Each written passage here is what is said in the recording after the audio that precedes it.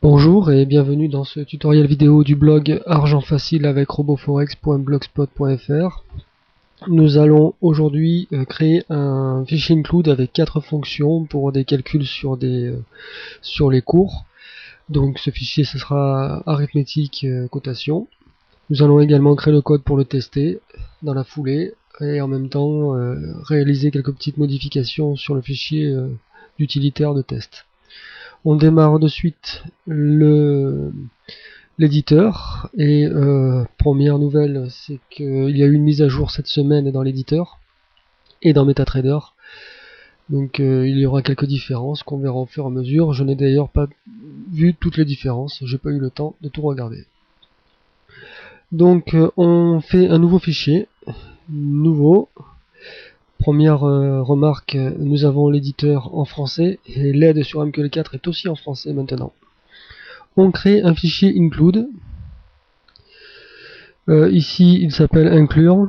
Ça a été traduit. Mais bon, c'est pas grave. On clique sur suivant. On a un dossier pour nous dire ici que ça ira dans les dossiers include. C'est une petite différence avec avant. On nomme notre fichier include arithmétique cotation. Voilà, je vous laisse faire la même chose. Vous revenez quand c'est fait.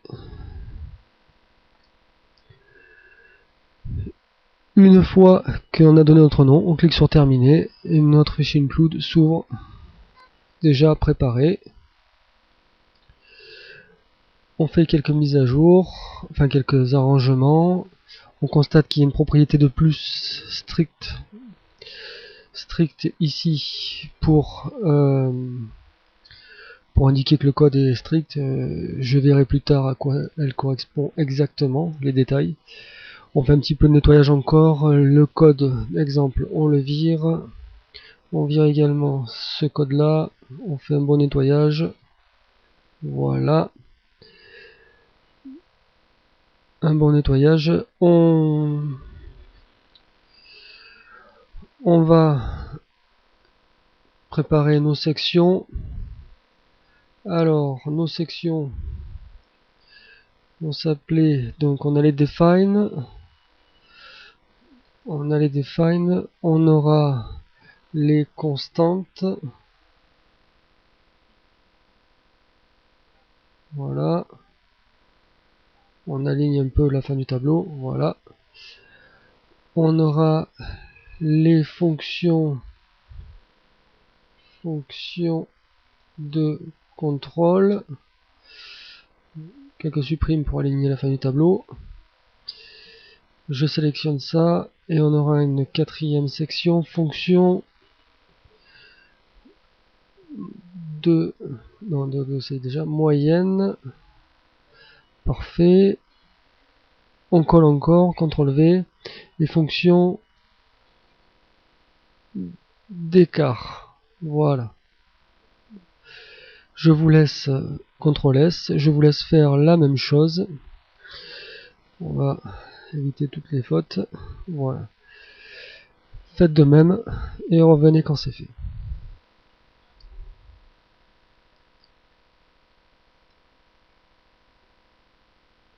Première modification par rapport, premier changement par rapport au premier fichier include qu'on a fait. Nous avons créé des fonctions dans un fichier include et nous avons mis le nom des constantes avec les noms de fonctions dans le fichier de test.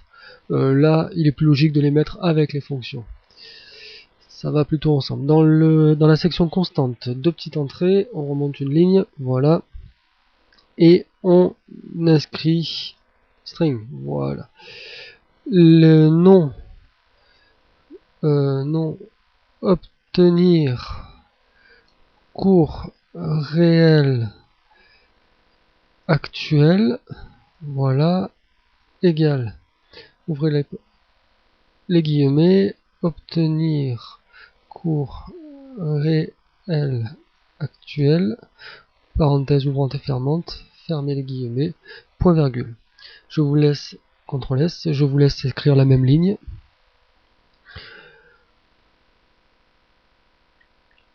On sélectionne la ligne, CTRL C, CTRL V, et V, voilà, donc j'ai dû sélectionner à partir de la ligne du dessus, et je sélectionne celle d'en dessous, celle qui m'intéresse.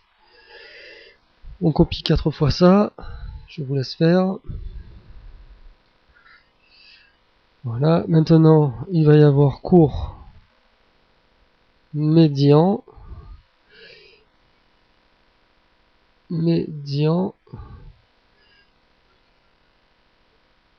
pondéré,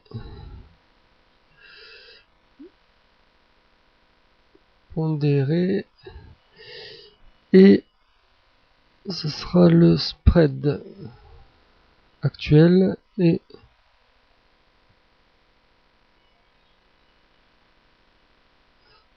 spread actuel. Voilà, CTRL S. Donc on a court médian, court pondéré et spread actuel. Je vous laisse faire ces modifications. Ensuite, nous ajoutons une constante de message d'erreur, string, entrée,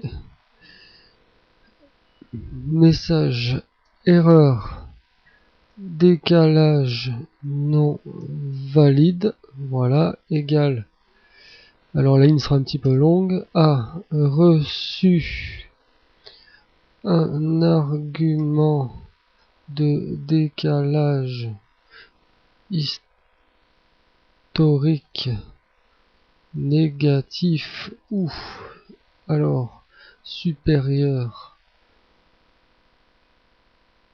à barre, voilà, deux points, espace, fermé guillemets, point virgule. Donc je vous laisse inscrire la même ligne.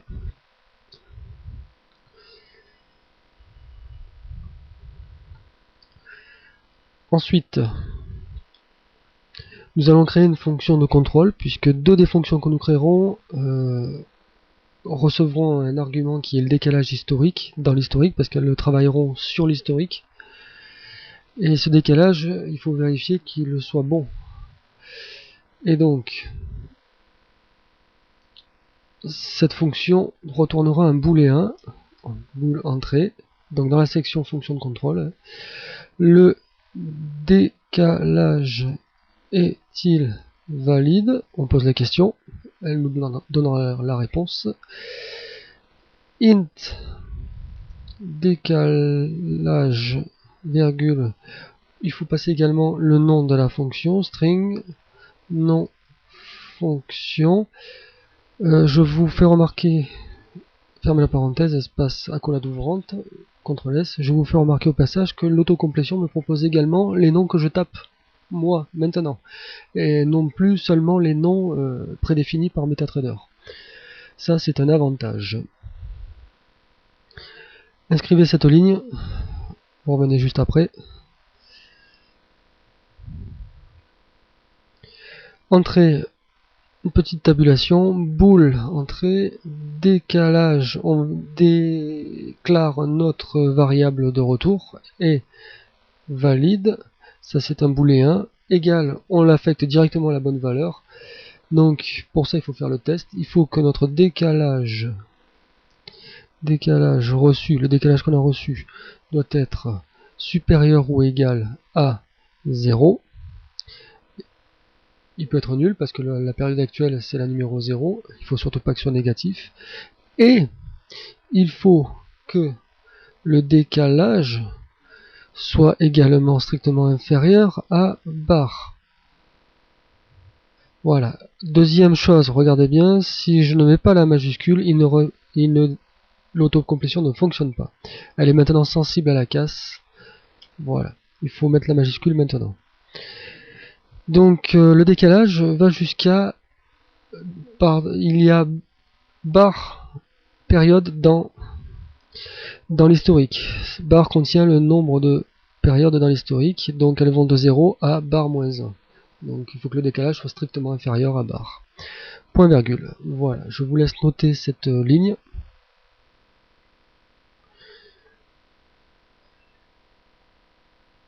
Maintenant, entrée, on va contrôler if. Je ne sais pas si vous avez aperçu, mais il y a un petit changement dans le curseur. Je ne connais pas encore à quoi correspond ce curseur là, je le saurai bientôt. Ouvre la parenthèse. Si le décalage n'est pas valide, donc s'il est valide, le décalage est valide contient, la variable qu'on a déclarée avant contient vrai, donc si elle est vraie, donc si elle est fausse, il faut transformer ça en vrai avec le note, point d'exclamation, ça inverse, ça prend le contraire. Donc si le décalage, si note décalage est valide, donc le contraire du décalage valide, voilà, alerte, donc il faut mettre la majuscule, j'ai pas encore l'habitude, entrée, on affiche le message d'alerte, comme ça on mutualise également le message d'alerte. On n'aura pas à le répéter dans les différentes fonctions. Alerte non fonction, virgule. Normalement il aurait dû me le proposer. Non fonction. Donc il ne l'a pas pris en compte. J'ai déclaré un nom, une variable non fonction ici, il ne me l'a pas prise en compte. Alerte. Donc on affiche l'alerte, nom de fonction, message erreur, décalage non valide. Voilà, il me le propose. C'est un nom que j'ai tapé moi, que j'ai inventé moi, il me le propose, puisqu'il l'a lu plus haut. Virgule, décalage. Voilà. On affiche quand même la valeur de décalage qui n'est pas valide pour qu'on essaie d'analyser le problème. Point virgule, fermez la collade. Je vous laisse inscrire cette ligne.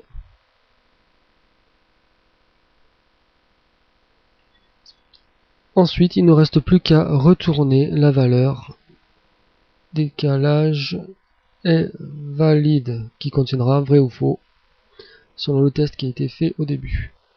Donc cette fonction fait le test. Si le test n'est pas bon, lève une alerte au passage et retourne la valeur vrai ou faux.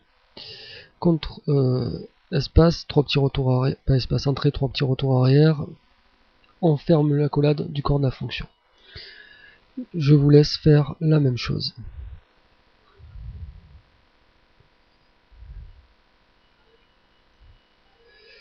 Nous allons maintenant saisir deux petites entrées, un petit retour en haut, voilà, saisir les fonctions qui vont calculer.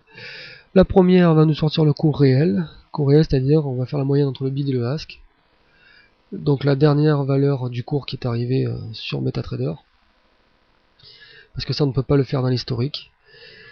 Le cours réel, de toute façon si on ne veut pas le cours réel parce que l'historique ne contient que les bids, donc on utilise bid directement plutôt qu'une fonction, ce sera plus rapide.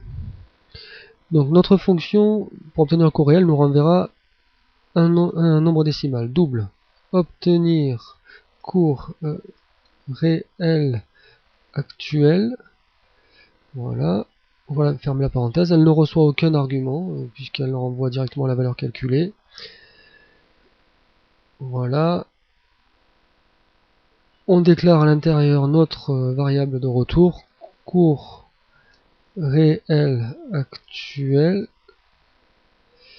égale, on met directement la valeur dedans, bid plus ask divisé par 2.0, pour être sûr de faire, bon, de toute façon le bid et ask ce sont des nombres entiers, mais pour garantir le nombre de nombres décimaux, pas entiers, pardon,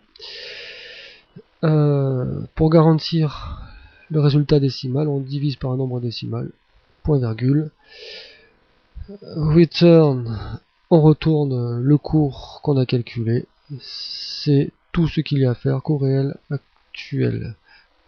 Voilà, 3 petits retours arrière, fermez la parenthèse. Donc je vous laisse inscrire ça. Vous déclarez une fonction obtenir cours réel actuel, double, qui est du type le double, sans aucun argument dans les parenthèses. On déclare la variable de retour double, cours réel actuel. On la remplit de suite avec le calcul, qui est la moyenne du bid et du ask. Et on retourne cette valeur en dessous, on ferme le corps de la fonction. Voilà, écrivez cette ligne. Enfin, cette fonction carrément, il y a 4 lignes.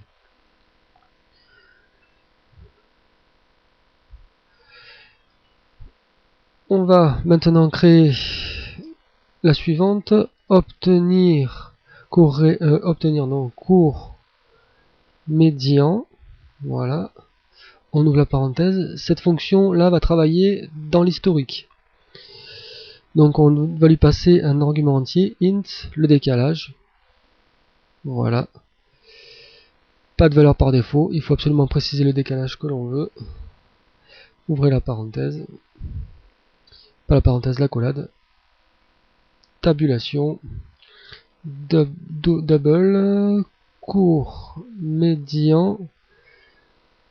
Cours médian. On va mettre une valeur d'erreur par défaut. Erreur double.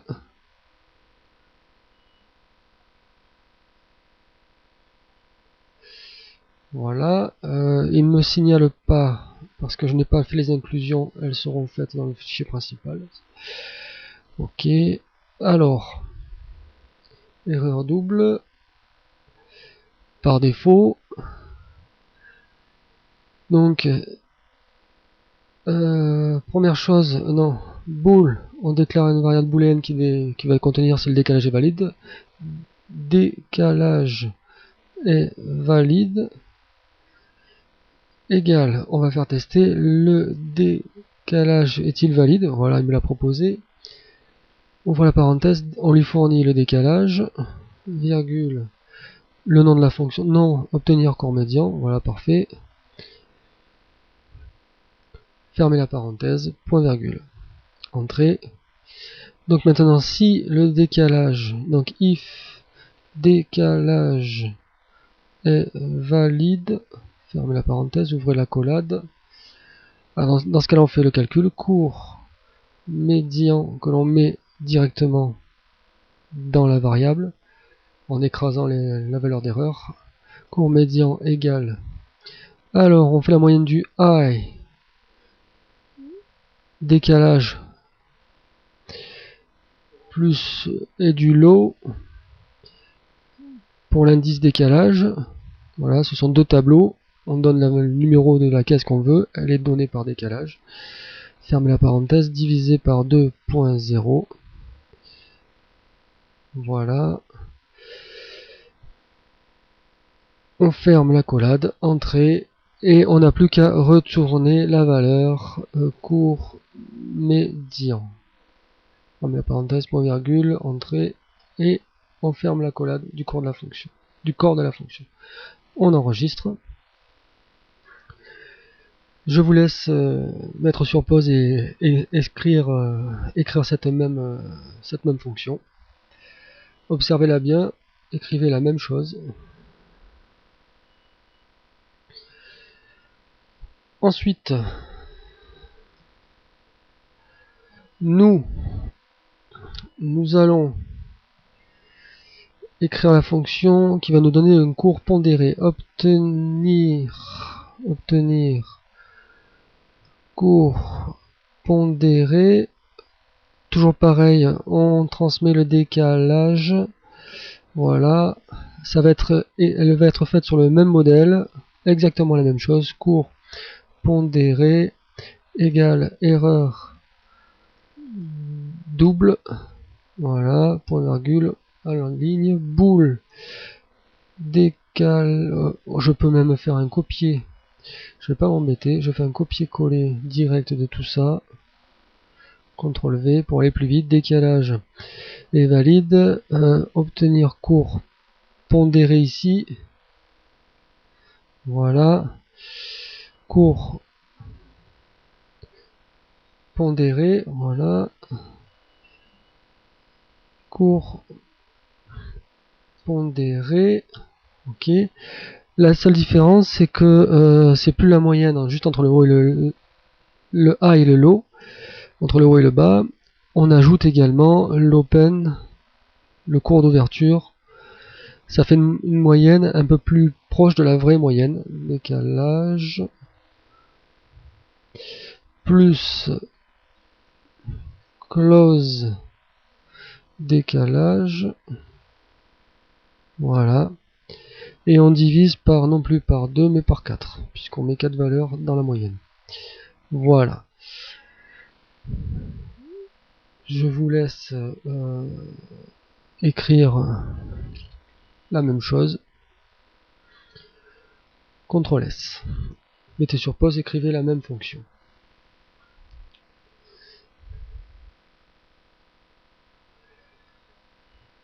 Nous allons maintenant écrire une fonction d'écart, puisque ce n'est plus une moyenne. Jusqu'à présent, on faisait une moyenne de 2 valeurs et 4 valeurs, mais maintenant, on va faire un écart. Le spread double, donc obtenir spread actuel. Voilà. On ne passe pas d'argument. On définit double spread égale, on met directement le calcul, ask moins bid, la différence des deux. C'est juste le spread, c'est l'écart qui est entre l'ask et le bid, c'est la marge que se prend le broker. Return, et ça c'est une valeur super importante quand on trade. Il faut le connaître parce que il faut attendre de dépasser la valeur du spread en gain. Sinon, on est tout le temps perdant. CTRL S. Je vous laisse inscrire cette même fonction, très courte. Voilà, ce sera tout pour ce fichier. Maintenant,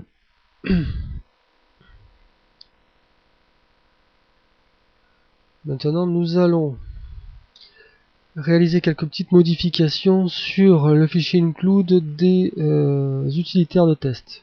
Dans le dossier include utilitaire test. Voilà. Quelques petites modifications. Nous allons ajouter des constantes de test. Donc je vous laisse ouvrir le fichier.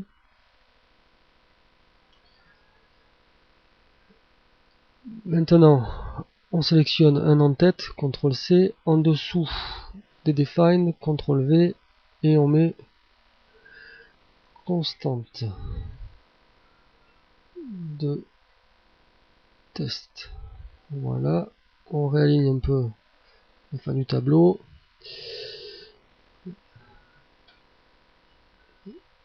Donc, c'est OK. Constante de test. Faites la même chose pour l'instant. On va les écrire de suite.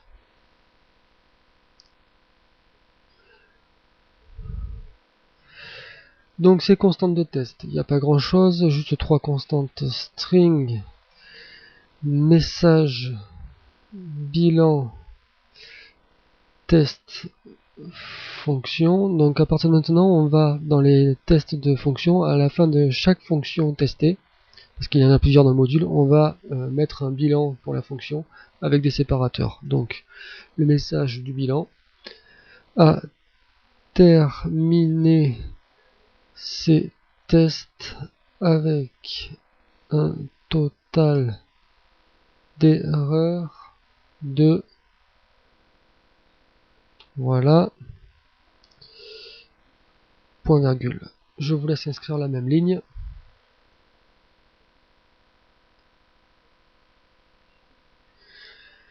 Ensuite, nous mettons les séparateurs string, donc séparateur égale.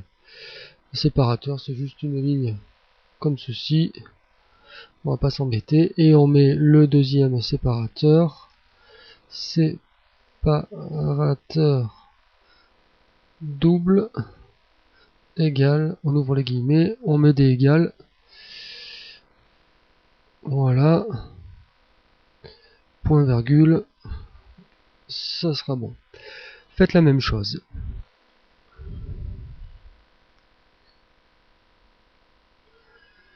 Ensuite, nous allons CTRL C. Nous allons écrire une petite fonction d'affichage du bilan.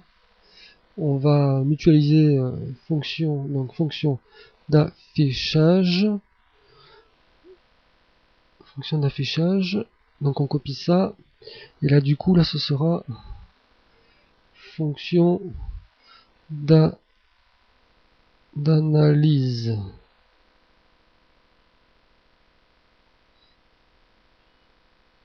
Voilà, CTRL S. Je vous laisse faire la même chose. Ensuite, notre fonction d'affichage pour afficher le bilan. Il y en aura peut-être d'autres par la suite. Cette fonction ne renvoie rien, donc void. Elle va juste afficher bilan test fonction. Elle devra recevoir le nom de la fonction pour pouvoir l'afficher. Fonction, voilà, virgule. Int, elle devra recevoir le nombre d'erreurs qu'il y a eu dans l'analyse de la fonction. Voilà.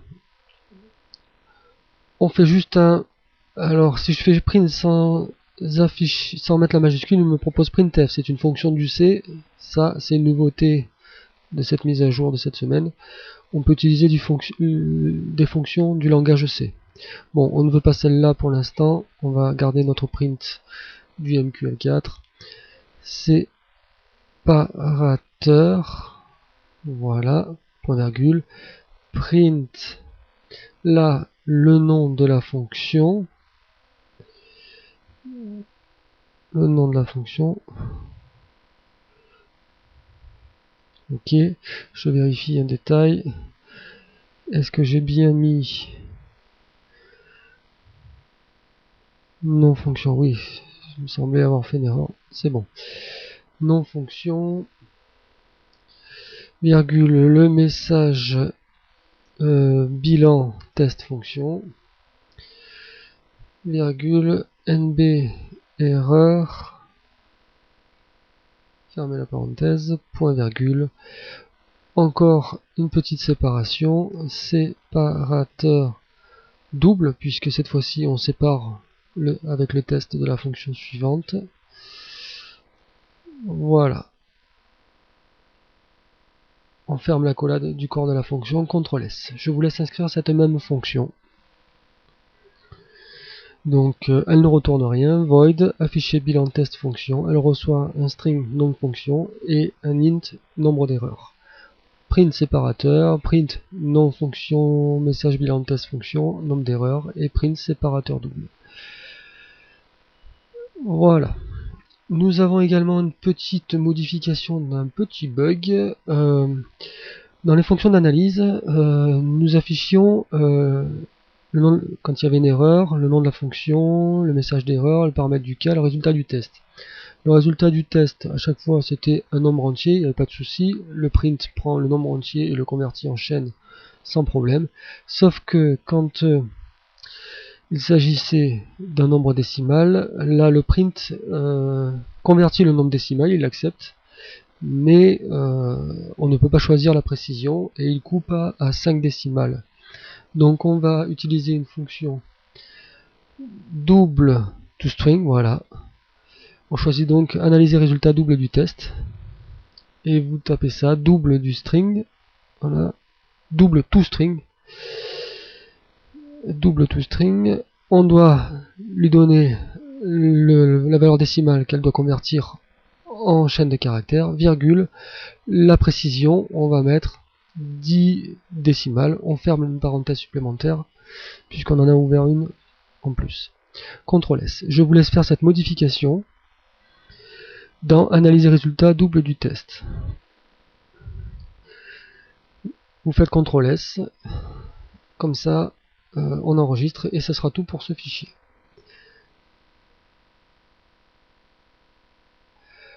On va maintenant créer notre fichier de test dans la foulée. Donc, nouveau, c'est un expert advisor. On fait suivant. On le nomme test arithmétique cotation. Voilà. Pas de paramètres. On fait suivant. Là, une nouveauté. Les noms des fonctions prédéfinies de MQL4 ont été changés. Il ne s'agit plus de init, d'init et start. Ce sera des noms plus compatibles avec tous les autres langages quand il s'agit de gérer des événements. Elle commence par on pour signifier que c'est sur l'événement. Alors on timer pour sur l'événement du timer. Donc il nous demande là si on veut rajouter cet événement là sur le timer ou sur un événement on chart event, sur un événement du graphique. Donc on ne rajoute pas ces nouvelles fonctions qui sont apparues. Suivant, il y en a d'autres. On tester, donc ça c'est quand il y a un événement du testeur qui survient. On ne rajoute pas non plus. On clique sur terminer. Donc je rappelle, vous inscrivez test arithmétique cotation. Vous faites suivant, suivant. Et terminé. Faites de même.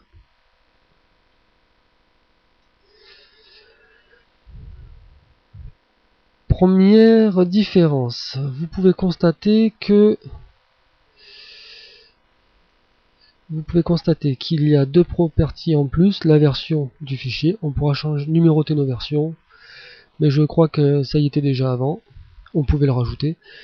Le property strict comme l'autre. On fait un petit peu de nettoyage, donc c'est plus la fonction init mais on init. On ne retourne plus un 0, enfin si c'est toujours un 0, mais on peut maintenant lui donner un nom, init succeeded, pour dire que l'initialisation a été un succès, il n'y a pas eu d'erreur. Pour la fonction d'init, elle ne retourne plus rien, il n'y a pas de retourne, il n'y a pas de return. Et en plus, voilà, j'éclaircis un peu, il n'y a pas de return, et elle ne retourne absolument rien puisque sa valeur c'est un void. Comme vous pouvez le constater. Aucune valeur n'est à retourner, par contre elle reçoit un argument, et ça c'est MetaTrader qui lui donne, la raison, un numéro, qui est un code pour donner une raison. C'est le code de la raison pour laquelle l'expert se déinitialise. Il peut y avoir plusieurs raisons, et là le numéro indiquera la raison. Autre différence de taille quand même,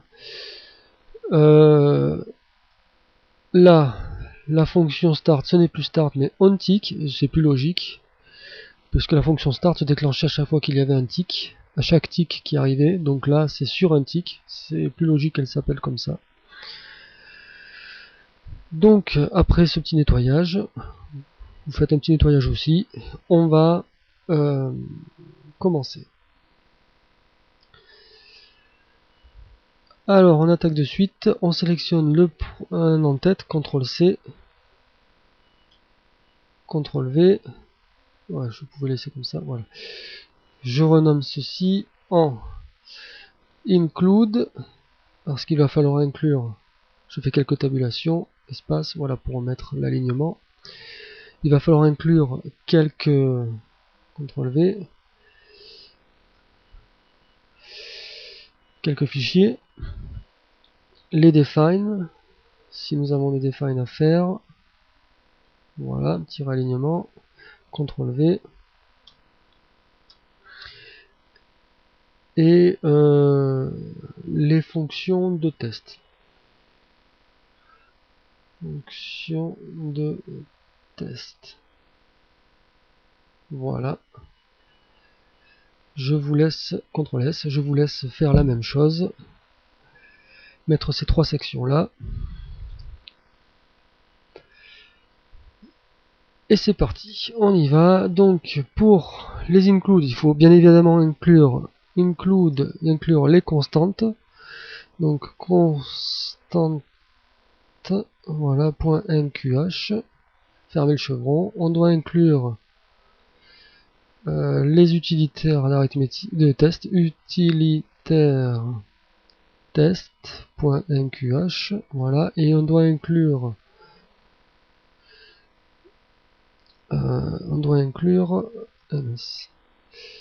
évidemment les fonctions testées. Voilà, .mqh. On inclut les fonctions testées.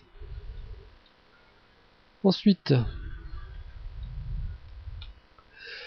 Je vous laisse d'abord inscrire ces mêmes inclusions, ces mêmes include. Vous mettez sur pause, vous inscrivez ces 3 lignes et vous revenez quand c'est fait.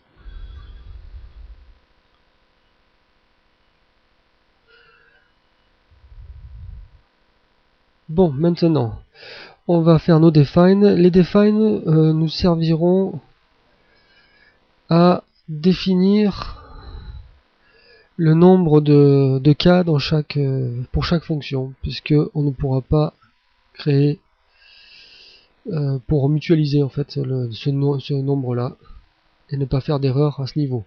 NB K, le nombre de cas court réel actuel, il y en aura qu'un seul, CTRL C, CTRL S.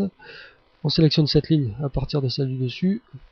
Voilà, CTRL C, CTRL V. Voilà. La court médian, il y en aura 6.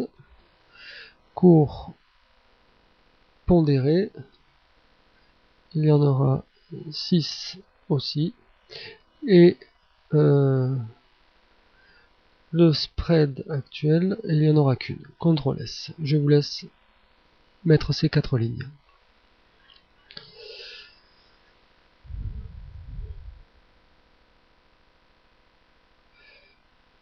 Alors, il y aura de grosses similitudes avec le fichier précédent, puisqu'on va calquer la même chose.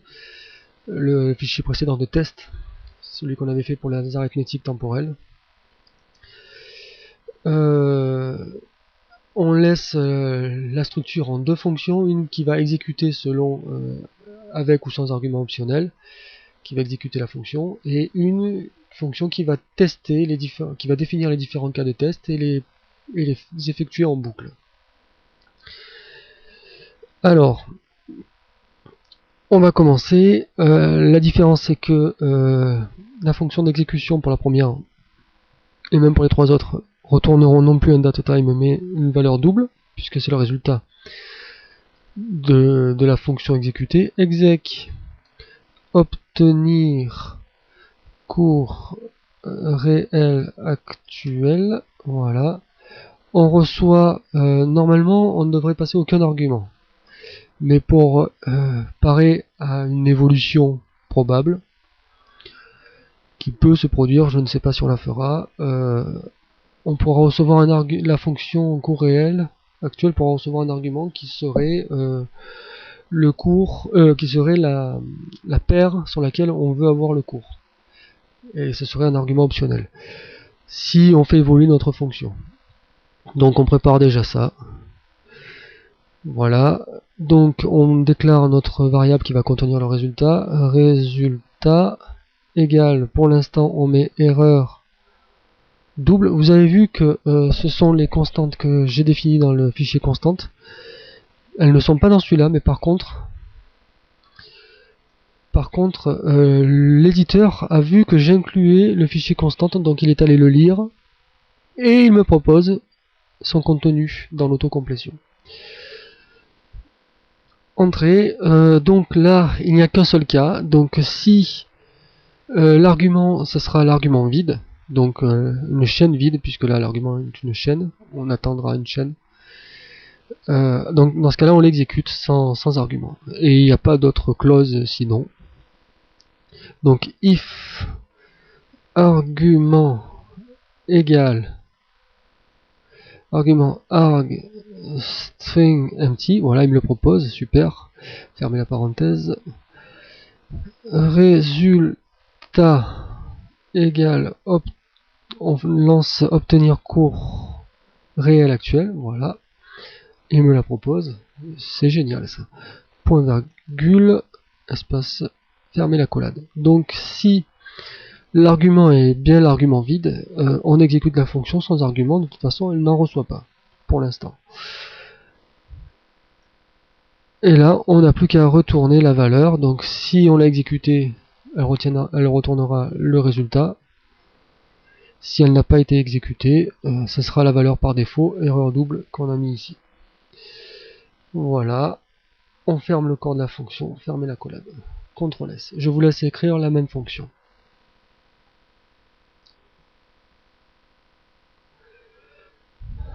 Ensuite, nous allons créer la fonction qui va tester, qui va définir les cas de test et tester. Donc test, obtenir cours réel actuel, voilà, elle ne reçoit rien. Tabulation, int, on définit le numéro, la variable numéro du cas, le nombre d'erreurs, on le met déjà à 0, point virgule. On définit double la variable qui contiendra les résultats à analyser. Voilà, point virgule. Je vous laisse écrire déjà ces 3 lignes.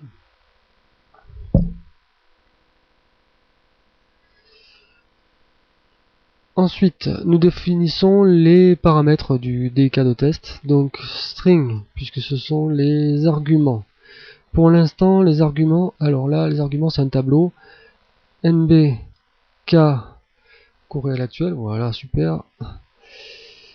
Égale, on ouvre la collade pour définir les différents cas. Il n'y aura qu'un seul cas de test et on ne passe pas d'argument. Argument, string empty. On ferme la collade, point virgule. Ensuite, string, on va mettre les paramètres du cas. Paramètres K. NB, K cours réel actuel, voilà. Égale, pareil, il n'y a pas d'argument, mais là c'est pour de l'affichage en cas d'erreur. Voilà. Entrée. Ensuite, les résultats attendus. Donc, résultats attendus. NB cours réel actuel. Il est beaucoup plus agréable l'éditeur depuis cette mise à jour. C'est plus facile d'écrire. On s'y fait assez rapidement. On peut écrire plus rapidement. Non, on ne définit pas les cas là, puisque on va devoir mettre des variables avec des calculs, et il va nous le refuser à l'initialisation. Donc, vous écrivez déjà ces 3 lignes. Ces déclarations de 3 tableaux. Vous pouvez même rajouter celle-là. On va remplir résultat attendu. Donc, le premier, on va le remplir, c'est, ouvre la parenthèse, bid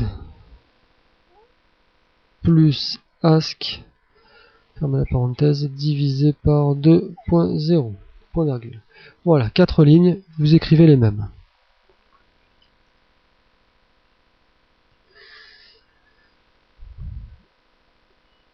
Ensuite, nous effectuons notre boucle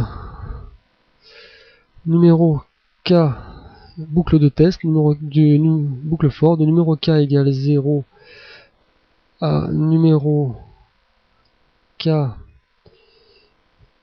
inférieur à NBK cours réel actuel, voilà, et numéro K++, donc il est incrémenté de 1 à chaque fois. Fermez la parenthèse, ouvrez la collade, tabulation, résultat égale exec, voilà, il me la propose, argument numéro K, voilà, point virgule, NB erreur, le nombre d'erreurs, plus égal, on va lui ajouter le nombre d'erreurs issues de l'analyse, analyse et résultat double du test, voilà, résultat, virgule, en plus, l'autocomplétion, pas l'autocomplétion, l'infobulle me propose même la définition de la fonction que j'ai créée. On a tout, c'est parfait. Donc, résultat attendu, donc résultat attendu, numéro K, virgule, Voilà, en grand on a la suite, donc le nom, obtenir cours réel actuel, virgule, super. Il est bien plus ergonomique que le précédent. Les paramètres du cas, paramètres K, numéro K. Voilà. On ferme l'accolade, la parenthèse, pas l'accolade, point virgule, on va à la ligne.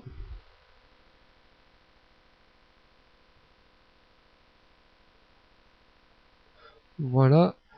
Pour y voir un peu plus clair, on fait 3 petits retours arrière, on ferme l'accolade de la boucle for, je vous laisse inscrire cette boucle en 4 lignes. Donc, ici, on commence notre boucle for et on la voit pas en entier. Je décale un peu ça. Voilà, on la voit en entier.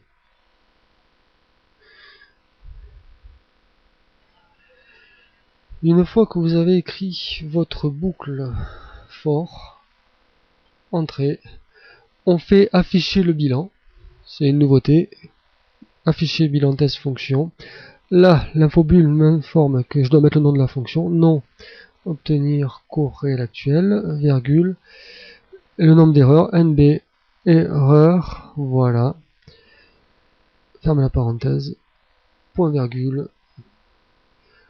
Et là, return, ouvre la parenthèse, NB, erreur.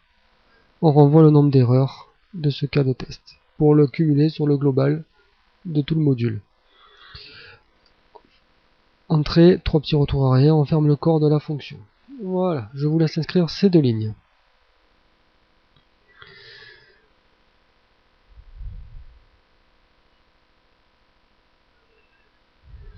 Donc maintenant,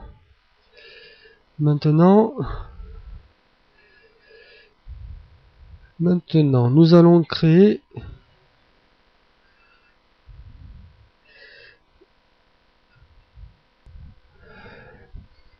donc on copie ces 2 fonctions et on va coller, CTRL V. Donc là, on va changer, c'est plus réel actuel, c'est médian. Voilà. Elle ne reçoit plus un string mais en argument un int, puisque cette fonction reçoit réellement des arguments. Et donc là, si l'argument, dans ce cas-là, si elle n'est pas optionnelle, donc si l'argument n'est pas l'argument int empty, parce qu'il ne doit pas l'être, voilà, dans ce cas-là, on fait, voilà, médian, ok, on retourne le résultat, oui, il y a un argument à mettre, argument, voilà, CTRL S. Je vous laisse déjà copier les 2 fonctions et modifier la première.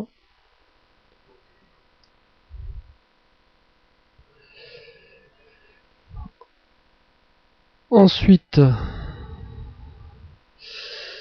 nous allons modifier celle-là, médian, voilà, ici il n'y a rien qui change, médian, là nous allons mettre nos différentes valeurs, donc ça va être 0,10, 1, moins 10,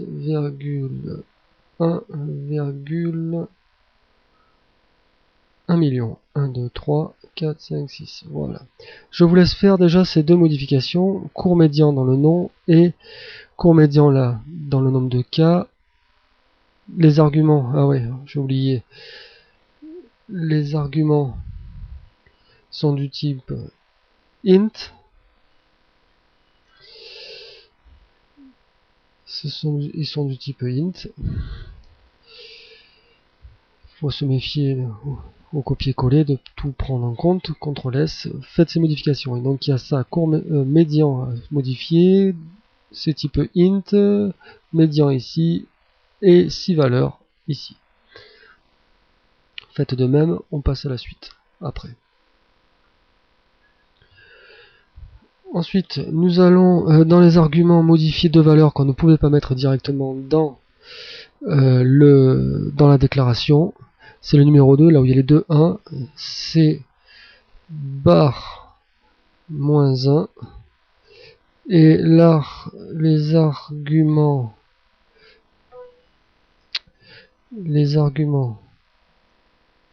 c'est le quatrième, égal bar, voilà, point virgule. Écrivez ces deux lignes là.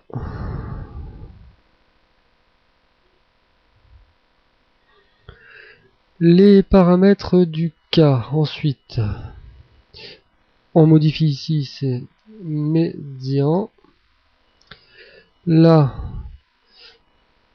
c'est avec 0 dans ce cas, ok.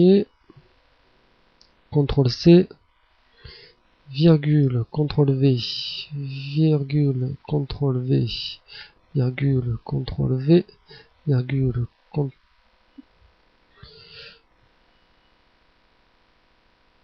voilà, virgule, CTRL V, virgule, CTRL V. Donc j'en ai 6, voilà c'est bon. On inscrit les mêmes chiffres que les paramètres. Donc là c'est bar moins 1.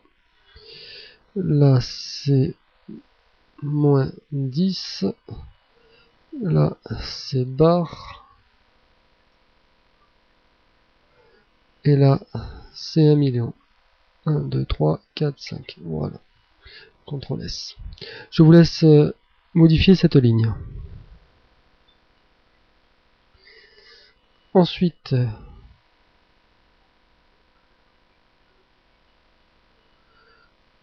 médian sur la ligne suivante. Voilà. Les résultats attendus. Nous allons copier les résultats attendus. Avant de copier, on va d'abord mettre résultat attendu. Ici, c'est A 0 low 0. Voilà. CTRL S. Je vous laisse faire ces deux modifs. Donc ici, court médian et mettre A est 0 et plus low 0. CTRL S. On sélectionne cette ligne. CTRL V deux fois. Là, le A et le low 10. L'indice. Ici, bar moins 1. Pareil là. Bar moins 1. Ici, c'est le numéro 1. Et ici, le numéro 2. Faites ces modifications là.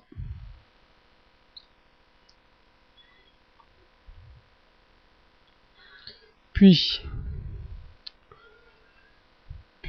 on va, non, CTRL Z, je vais reprendre une ligne. Non, j'ai pas besoin de CTRL V tout simplement. Et ici, il n'y a plus de résultat à calculer, c'est erreur double. Erreur double, voilà. Cette ligne, je la copie, CTRL C, CTRL V deux fois, CTRL S. Je modifie également, ici c'est 3, 4 et 5. Voilà, je vous laisse faire ces trois lignes. Revenez quand c'est fait.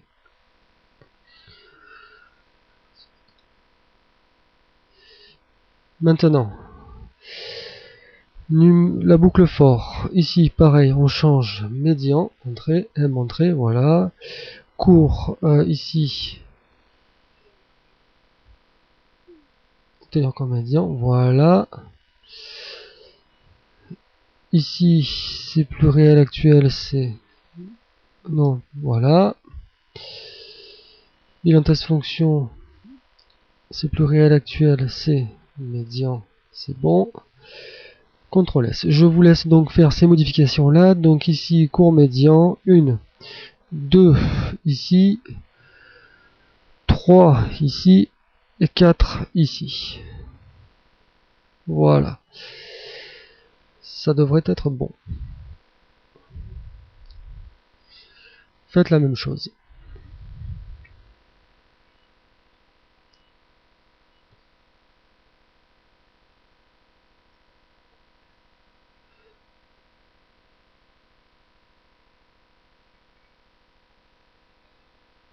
Nous allons maintenant copier ces deux dernières fonctions qu'on a fait. CTRL C. On les colle. Et on n'a plus qu'à... faites le copier-coller déjà. CTRL S. Et on n'aura plus qu'à faire quelques modifications à l'intérieur.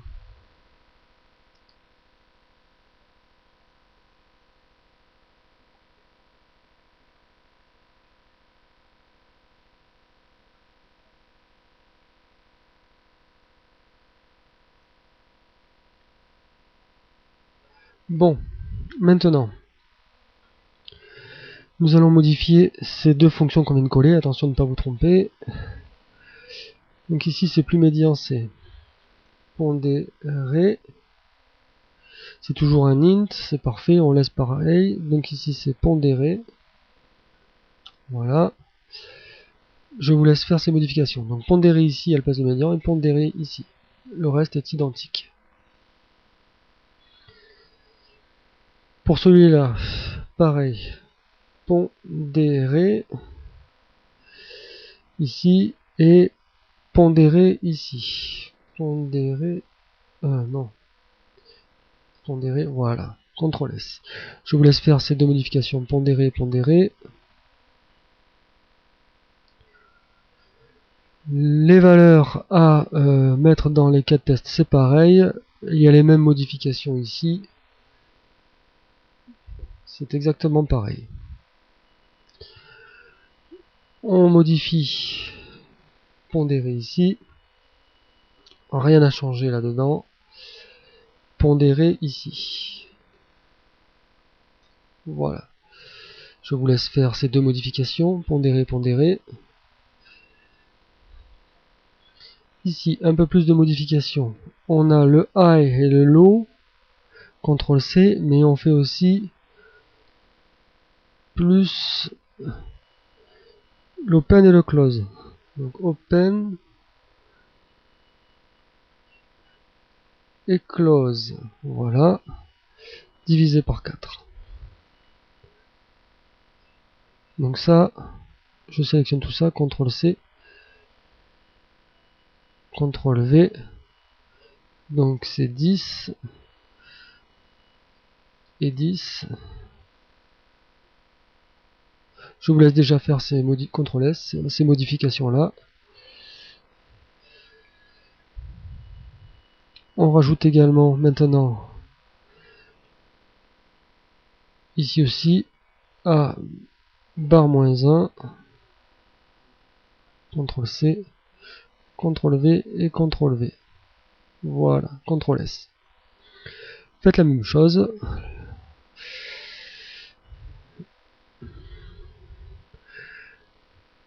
Ensuite, cours pondéré ici. Pondéré. Pondéré. Et pondéré. Voilà. Et ça sera tout pour cette fonction. Donc 4 fois. Ici. Ici. Ici. Voilà. J'ai ici 1, 2, 3 et 4 à changer.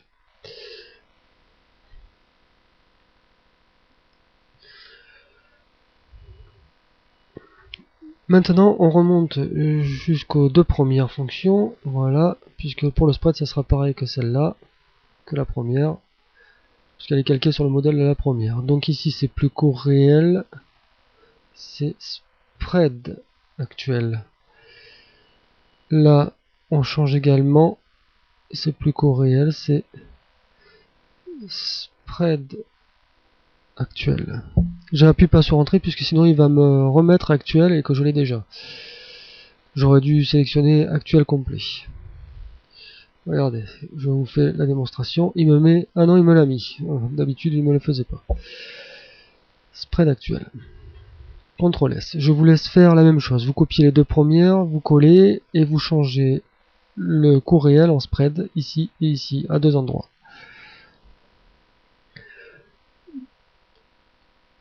Ensuite, cours réel, on le transforme en spread aussi. Spread. Ici, cours réel en spread actuel. Cours réel en spread actuel. Et cours réel en spread actuel. Voilà. Donc j'ai fait 1,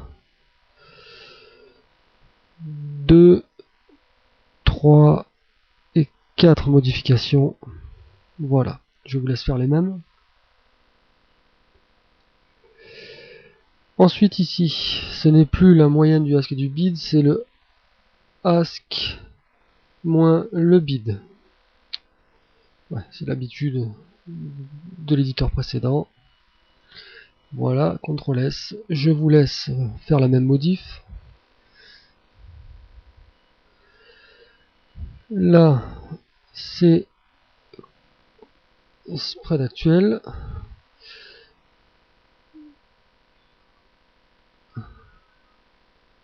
Spread actuel. 1, 2, 3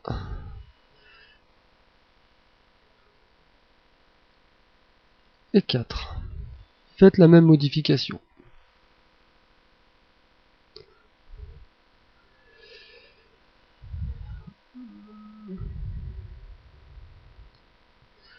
Donc maintenant, nous allons procéder au test complet dans la fonction onInit, aux différents tests. Donc, dans la fonction onInit, on déclare le nombre, c'est l'habitude, on déclare le nombre d'erreurs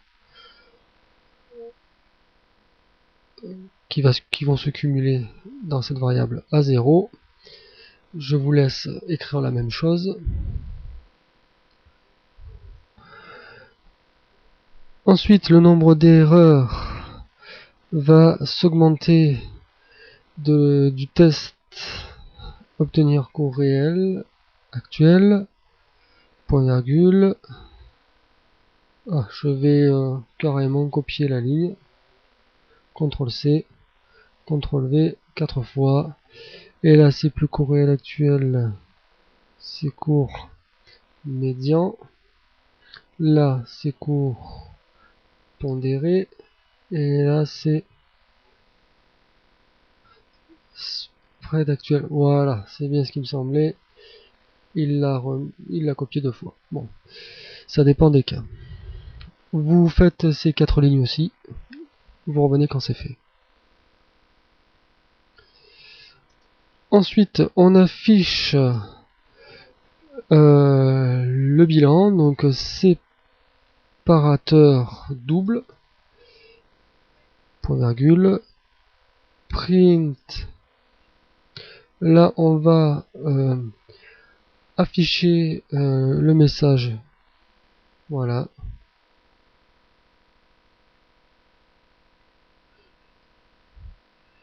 Alors, ouvrez les guillemets. Test de arithmétique cotation point mqh terminé avec espace, fermez les guillemets, virgule, nb erreur,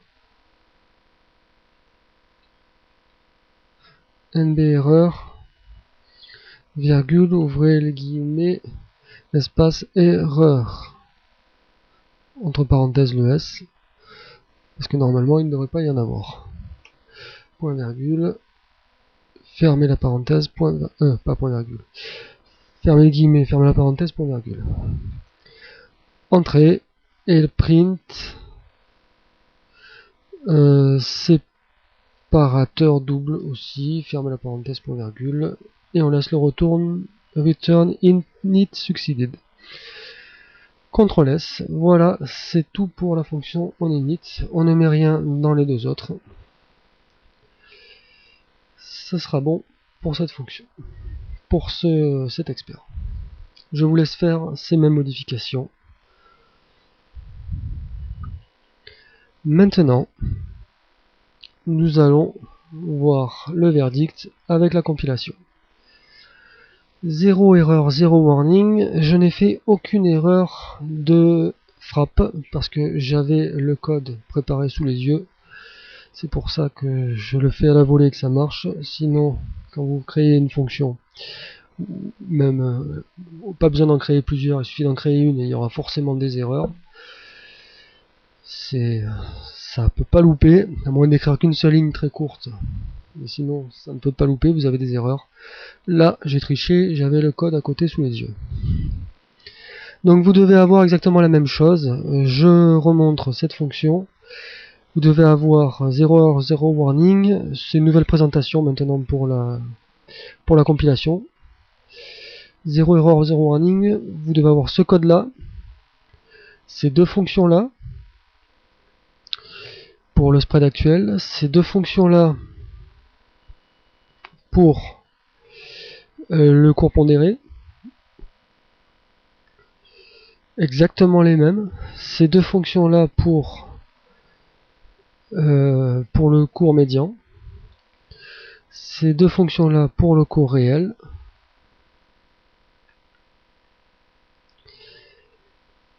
Ensuite, bon, ça dépasse un peu, mais il manque juste la parenthèse point virgule. Vous devez avoir ces include et ces defines. Voilà. Vous devez également avoir dans utilitaire test, avoir fait la modification ici. Voilà. Vous devez avoir mis cette fonction là, ces deux zones, donc c'est trois constantes et cette fonction. Et dans l'arithmétique comptation, vous devez avoir obtenir spread actuel, comme ça, obtenir cours pondéré, exactement le même, obtenir cours médian et obtenir, voilà, cours médian et cours réel actuel, exactement comme ça. Et vous devez, oh, j'ai pas besoin de mettre l'espace ici, CTRL S, vous devez